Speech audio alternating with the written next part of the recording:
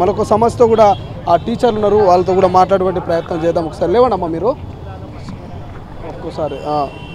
ఏంటి మీ సమస్య ఏందమ్మా? 13 జిల్లాల స్పాంజు బదిలీలు చేపట్టండి. సో గతంలో కూడా మీరు సమ్మెలు చేసినట్టారు, గత ప్రభుత్వంలో కూడా.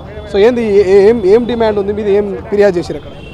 మాకు పెద్ద డిమాండ్ కాదు సార్. మేము గత ప్రభుత్వం మాకు చేసిన ఫలితం ఏంటంటే ఒక దగ్గర చేస్తున్న భార్యాభర్తల్ని వేరు చేసింది. ఆ వేరైన భార్యాభర్తలలో 19 జిల్లాల భార్యాభర్తల్ని మళ్ళీ కలిపింది. 13 జిల్లాల భార్యాభర్తల్ని మాత్రం కలపలేదు. ఆ బాధను మేము ప్రతి చిన్న కింది అధికారం నుండి కేటీఆర్ వరకు కూడా కలిసినాం, కానీ మాకు న్యాయం జరగలేదు సార్.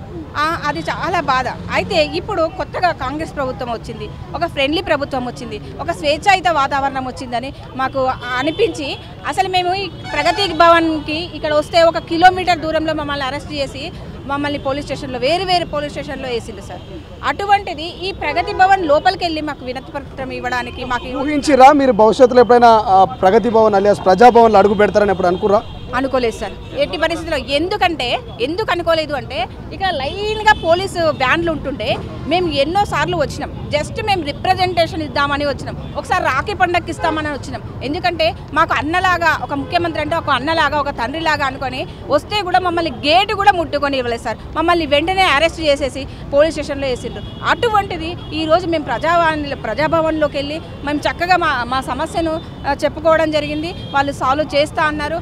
అదే నమ్మకంతో మేము ఈరోజు ఉన్నాం సార్. మా 13 జిల్లాల భార్యాభర్తలను వెంటనే చేపడతారన్న నమ్మకంతో సీఎం కేసీఆర్ గారికి మా ఆడపడుచుల కానుకగా మాకు ఇస్తారన్న నమ్మకంతో రేవంత్ రెడ్డి గారిని చేతులు జోడించి మరి వేడుకుంటున్నాం సార్. Thank you. మీరేం చెప్తారమ్మా? మీ సేమ్ డిమాండ్? అవును సార్, మేమైతే 2 సంవత్సరాల నుంచి ఎంతో మంది మినిస్టర్లను కలిసినాం సార్. మా ప్రాబ్లం సాల్వ్ చేయమని ఎన్నో రకాలుగా వేడుకున్నాం, ఇంతవరకు జరగలేదు సార్. ఇప్పుడైతే చాలా నమ్మకంతోనే ఉన్నాం మేము, మా సమస్య తీరుతుందని చెప్పి అయితే చాలా నమ్మకంతోనే ఉన్నాం సార్. మీరు చెప్పండి అమ్మా, 13 జిల్లాలకు సంబంధించి ఇప్పటివరకు ఎన్నిసార్లు మీరు పోరాటం చేశారు? 2 సంవత్సరాల నుంచి ప్రతి ప్రోగ్రామ్ మేము చాలా బాగా చేసినాం, కానీ అది ఎక్కడి వరకు పై స్థాయి వరకు వెళ్ళలేదో తెలియదు. కానీ విజయవంతంగా చేసినాం, కానీ మాకు సరైన న్యాయం జరగలేదు సార్. మాకు చిన్న పిల్లలు సార్. మా సార్ ఒక దగ్గర ఉంటే నేను ఒక దగ్గర ఉండడం, ఆ బాబుని పట్టుకునే వాళ్ళు ఎవరు లేకపోవడం, ఇది చాలా పెద్ద సమస్య సార్. ఈ తెలంగాణ రాష్ట్రం వచ్చిన తర్వాత అందరికీ న్యాయం జరుగుతుందని అనుకున్నాం, కానీ ఆ న్యాయం ఎక్కడుందో తెలియకుండా మేము అన్యాయంగా దూర ప్రాంతాలకు వెళ్ళాల్సి వస్తుంది సార్. పిల్లల్ని తీసుకొని వచ్చిన ధర్నాలకు కూడా మేము పార్టిసిపేషన్ చేసినాము. అయినా మాకు ఎలాంటి సహకారం కానీ సహాయం కానీ ఈ గత ప్రభుత్వం చేయలేకపోయింది. ఇప్పటి కాంగ్రెస్ ప్రభుత్వం అయినా కానీ మాకు సరైన న్యాయం చేస్తుందేమో అన్న నమ్మకంతో మేము ఇక్కడికి వచ్చినాం సార్. మేము ఈ రిప్రజెంటేషను ఇవ్వడం లోపల వరకు వెళ్ళడము చాలా ఆనందంగా ఉంది. ఎందుకంటే మాకు ఆ సమస్యను క్లియర్ చేస్తారనే నమ్మకంతో మేము ఇక్కడికి రావడం జరిగింది సార్. తెలంగాణ ప్రభుత్వంలో ఇంత మహిళలకు ఇంత బాధపడము బాధతో ఇక్కడికి రావడం అనేటువంటి చాలా దురదృష్టకరమైన విషయము. అందులో మా ఈ స్పౌజ్లో గత కొంతకాలంగా ఏం జరిగిందంటే 13 జిల్లాలకు ఆపేసి అందులో కొంతమందికి ఇచ్చి స్కూల్ అసిస్టెంట్లకు మిగతా వాళ్ళకి ఆపేయడం జరిగింది. అందులో మేము దాదాపుగా ఉన్న 1500 మహిళా టీచర్లే ఉన్నారు.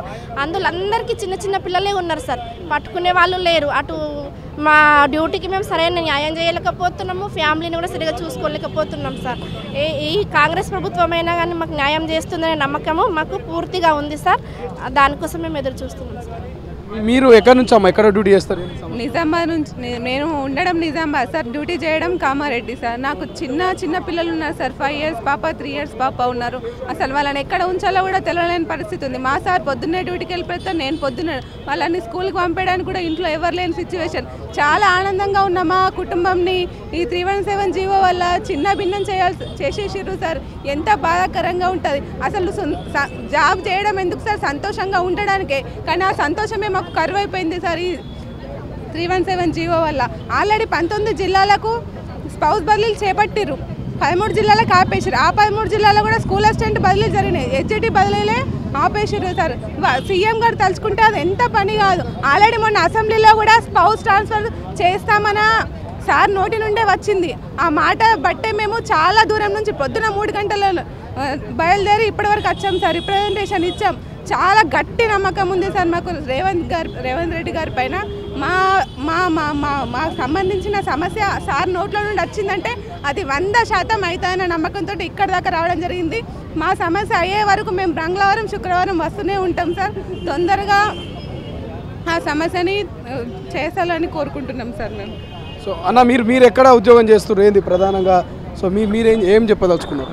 317 జీవో ద్వారా మేము భార్యాభర్తలను ఒకే జిల్లాలో ఉన్న వాళ్ళని కాస్త తల ఒక జిల్లా చెరొక జిల్లాకి వేసి 100 కిలోమీటర్ల దూరం ప్రయాణం చేసుకుంటూ మేము ఉద్యోగం నిర్వర్తించాల్సి వస్తుంది. అక్కడ పిల్లల్ని భార్యను వదిలిపెట్టలేక మేము పిల్లల దగ్గర తల్లిదండ్రులు ఒక దగ్గర మేము ఒక దగ్గర ఉండాల్సిన పరిస్థితి వచ్చింది. మా భార్య వర్కింగ్ ప్లేస్ సిద్దిపేట జిల్లా గజ్వేల్ మండలం వర్క్ చేస్తుంది. ప్రస్తుతం నన్ను సిద్దిపేట జిల్లాలో ఉన్న వర్క్ చేస్తున్న నన్ను తీసుకువెళ్ళి మెదక్ జిల్లా బార్డర్లో నారాయణఖేడ్ బార్డర్లో వేయడం జరిగింది. ఇప్పుడు మా భార్య వర్క్ చేసే ప్లేస్కు నేను వర్క్ చేసే ప్లేస్కు దాదాపుగా 140 కిలోమీటర్ల నుంచి డైలీ అప్ అండ్ డౌన్ 300 కిలోమీటర్ల వరకు అప్ అండ్ డౌన్ చేయడం జరుగుతుంది. దీనివల్ల నేను వర్క్ చేసే ప్లేస్లో కూడా సరైన న్యాయం చేయలేకపోతున్నట్టు నా పిల్లలకు అన్యాయం జరుగుతుంది, ఇటు నేను పనిచేసే దగ్గర పిల్లలకు కూడా అన్యాయం జరుగుతుంది. దయచేసి నూతన ముఖ్యమంత్రి గారు ఈ సమస్య పరిష్కరించాలని కోరుతున్నాము.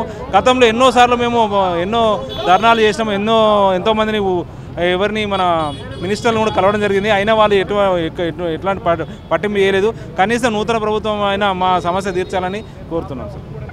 మీరు ఇంకెవరైనా మాట్లాడారు? మీరు ఎక్కడ ఇట్లా 31670కి సంబంధించి గతంలో చాలా రోజు వచ్చి మీరు ఎన్నోసార్లు ముట్టడి కూడా చేసినటువంటి సందర్భాలు ఉన్నాయి. సో ఎట్లా మీరు ఏమైనా ఈ ప్రభుత్వం ద్వారా ప్రభుత్వం మారింది, మీ సమస్య కూడా ఏమైనా సాల్వ్ అయ్యే అవకాశం ఉందంటారు?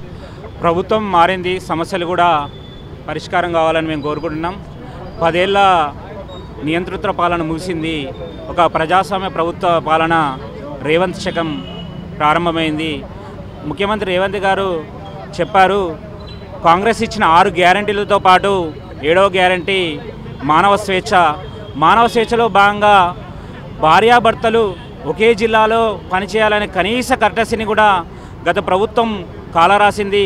ఒకే మండలంలో ఒకే జిల్లాలో చేసిన భార్యాభర్తలను కూడా విడదీసి వివిధ జోన్లో వివిధ మండలాల్లో వివిధ ప్రాంతాల్లో విసిరివేయడం ద్వారా అనేక వ్యధలను అనుభవిస్తూ అనేక రోదనలు విలపిస్తూ అనేక ముట్టడులు చేసినప్పటికీ కూడా ప్రభుత్వం ఎలాంటి ఆలకించకపోగా అనేక ఏహమైన చూపులు. ఒక మంత్రి గారి దగ్గరకు పోయి ఆడవారు మంత్రి గారి దగ్గర పోయి కాళ్ళు మొక్కబోతుంటే నటించకమ్మా, మీరు నటించకండి, మీ అందరి కథలు తెలుసు అని అనేకమైన పరస్పర విరుద్ధమైన భావప్రకటన చేస్తూ మమ్మల్ని మనసుకు గాయం చేస్తూ మమ్మల్ని వేధించారు. మేము అడుగుతున్నాం? ఇంక్రిమెంట్లు అడుగుతున్నామా? మీరు ఇవ్వని డిఏలు అడుగుతున్నామా? మేము గత ప్రభుత్వాన్ని ఏం అడిగాము?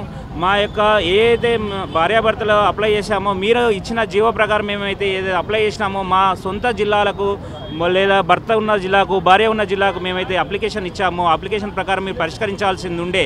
కొన్ని పరిష్కరించారు, ఒక 4000 మందికి పరిష్కరించారు. మొత్తం 6000 అప్లికేషన్స్. ఇప్పుడు కనీసం 1600-1700 మంది ఉన్నాయి అప్లికేషన్స్. ఆ ప్రభుత్వం చేయాల్సి ఉండే.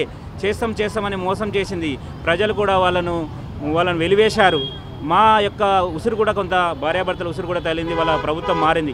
ఇప్పుడు ఖచ్చితంగా ఒక ప్రజాస్వామ్య ప్రభుత్వం వచ్చిందని భావిస్తున్నాం. రేవంత్ గారు అనేక అంశాల పట్ల తనకు పట్టున్నది.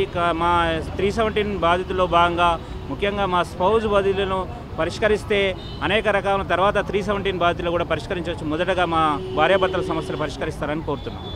సో ఇది స్పౌజ్ బదిలీలకు సంబంధించి కూడా వీళ్ళంతా ఉపాధ్యాయులు గత ప్రభుత్వ పాలనలో కూడా వాళ్ళు ఎన్నోసార్లు మంత్రులను కలిసిరు, ముట్టడిలు చేసిరు. అప్పటి కూడా స్పందించని పరిస్థితి మనం చూసినాం. ఇక సాక్షాత్తు మంత్రులే మీరు నాటకాలు ఆడకండి అంటూ కూడా మహిళల్ని కించపరిచే విధంగా మాట్లాడాలంటూ కూడా చెప్తున్నటువంటి, అంటే భర్త ఒక చోట భార్య ఒక చోట సంబంధం లేకుండా డిస్ట్రిక్ట్స్ వైజ్గా వాళ్ళు ఎన్నో ఇబ్బందులు పడుతున్నారు. ఒకసారి చూసొచ్చు వీళ్ళంతా కూడా మహిళా ఉపాధ్యాయులు వీళ్ళంతా కూడా చిన్న పిల్లల్ని పెట్టుకొని వాళ్ళ కుటుంబాలతో కూడా వాళ్ళు టైం స్పెండ్ చేయనటువంటి పరిస్థితి. ఇక భర్త భార్యకు సంబంధం లేకుండా వాళ్ళొక డిస్టిక్లో వీళ్ళొక డిస్టిక్లో సో వాళ్ళు నరకయాత్ర అనుభవిస్తూ ఉన్నారు. కుటుంబంలో పిల్లలతో వాళ్ళు టైం స్పెండ్ చేయలేకపోతున్నారు. వాళ్ళ ఆలనా పాలన కూడా చూసుకునేటువంటి సిచ్యువేషన్ మనం చూస్తూ ఉన్నాం. వీళ్ళంతా కూడా ప్రజాభవన్ వేదికగా గత ప్రభుత్వాలు ఎలాగో పట్టించుకోలేదు, కనీసం ఈ ప్రభుత్వమైనా పట్టించుకుంటుంది, మా సమస్యల్ని నెరవేరుస్తుందంటూ కూడా వీళ్ళు ప్రజావాణిలో వాళ్ళ సమస్యను వినిపించడానికి వాళ్ళ కంప్లైంట్ను ఇవ్వడానికి అయితే వచ్చిన వీళ్ళంతా కూడా రేవంత్ రెడ్డి గారి మీద నమ్మకంతో ఇక 19 జిల్లాలు ఏవైతే 17 జిల్లాలు ఏవైతే ఉన్నాయో మిగతా ఇవన్నీ చేశారు. కేవలం 13 జిల్లాల స్పౌజ్ బదిలీలు 317 జీవోను ఎత్తివేయాలి, మాకు అందరూ కూడా న్యాయం చేయాలనే విధిగా వాళ్ళైతే చెప్తున్నటువంటి సందర్భం అయితే మనకు అనిపిస్తుంది. ఇంకెవరైనా ఒక్కసారి మీరు సార్ నేను సిద్దిపేట జిల్లాలో ఇంతకుముందు ఉద్యోగం చేసేదాన్ని సార్. ఇప్పుడు మెదక్ జిల్లాకు అలాట్ చేసిర్రు. మా భర్త సిద్దిపేట జిల్లాలో వర్క్ చేస్తున్నారు సార్. నేను డైలీ 100 కిలోమీటర్స్ జర్నీ చేసుకుంటూ ఉద్యోగం చేయాల్సి వస్తుంది సార్. చిన్నపిల్లలు ఉన్నారు సార్, వాళ్ళ ఆలనా పాలన వాళ్ళ విద్యాబుద్ధులు అన్నీ దూరం అవుతున్నాయి సార్. ఎందుకంటే నేను ఇంతకుముందు సిద్దిపేట జిల్లాలో వర్క్ చేసినప్పుడు ప్రతి ఒక్క పనిని నేను చేసుకొని పిల్లల ఆలనా పాలన కూడా నేను చాలా జాగ్రత్తగా చూసుకునేదాన్ని. కానీ ఇప్పుడు వాళ్ళ ఆలనా పాలన చూస్తలేను. నేను ఎప్పుడో ప్రొద్దున వెళ్ళిపోతే ఈవినింగ్ వాళ్ళు పడుకునే టైం వరకు కూడా నేను ఇంటికి చేరుకోలేని పరిస్థితిలో ఉన్నాను. అందువల్ల రేవంత్ కాంగ్రెస్ ప్రభుత్వం వచ్చిన తర్వాతనన్నా మాకు న్యాయం జరుగుతుందని ఇంతకుముందు టీఆర్ఎస్ గవర్నమెంట్లో జరిగిన ఈ అన్యాయాన్ని మేము ఖండిస్తున్నాం సార్. ఎందుకంటే 317 స్పౌస్ బదిలీలు 19 జిల్లాలే జరిగినాయి సార్. మా 13 జిల్లాలే ఆపేసిర్రు. ఈ ఆపేసిన 13 జిల్లాలను రేవంత్ రెడ్డి గారు వాళ్ళ అక్క చెల్లెలలాగా భావించి మా బాధను తొలగిస్తారని కోరుకుంటున్నాం సార్. ప్రతి ఒక్కరి బాధను తీర్చడానికే ఈ ప్రభుత్వము నెలకొల్పబడిందని అనుకుంటూ మా టీచర్లందరి సమస్యలను కూడా త్వరలోనే తీరుస్తారని ఈ స్పౌస్ బదిలీలు చేపడతారని కోరుకుంటున్నాం సార్. సో ఇది మొత్తం మీద అయితే వాళ్ళకు 19 జిల్లాలకు సంబంధించి బదిలీలు జరిగినాయి, 13 జిల్లాల బదిలీలు జరగలేవు. సో మాకు నెరవేర్చాలి, మా సమస్యల్ని సాల్వ్ చేయాలంటూ వాళ్ళైతే చెప్తున్నారు.